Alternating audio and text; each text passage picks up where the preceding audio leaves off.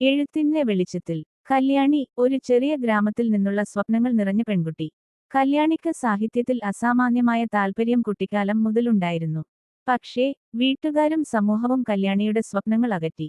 പൂനെയിൽ ഒരു കൊച്ചുകമ്പനിയിൽ ജോലി ചെയ്യുന്ന സമയത്താണ് കല്യാണിക്ക് വിനോദ് എന്ന യുവാവുമായി പരിചയമാകുന്നത്. വായനയുടെ പേരിൽ പരിചയം ആരംഭിച്ചു, പിന്നീട് പ്രണയമായി. കല്യാണിയെ വിവാഹം വാഗ്ദാനം ചെയ്ത് അവളുടെ വിശ്വാസം നേടി. പിന്നീട് വിനോദ് അവളെ ഉപേക്ഷിച്ച് കടന്നുപോയി.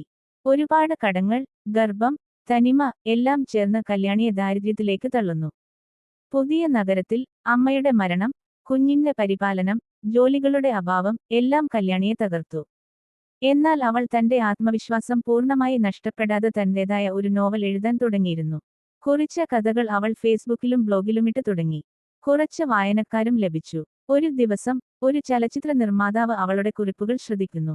നിങ്ങളുടെ കഥയ്ക്ക് ചലച്ചിത്രരൂപം നൽകാമോ എന്ന് ചോദിക്കുന്നു. അതിന്റെ അടിസ്ഥാനത്തിൽ ഒരുപാട് സംഭാഷണങ്ങളും കൂടിക്കാഴ്ചകളും നടക്കുന്നു.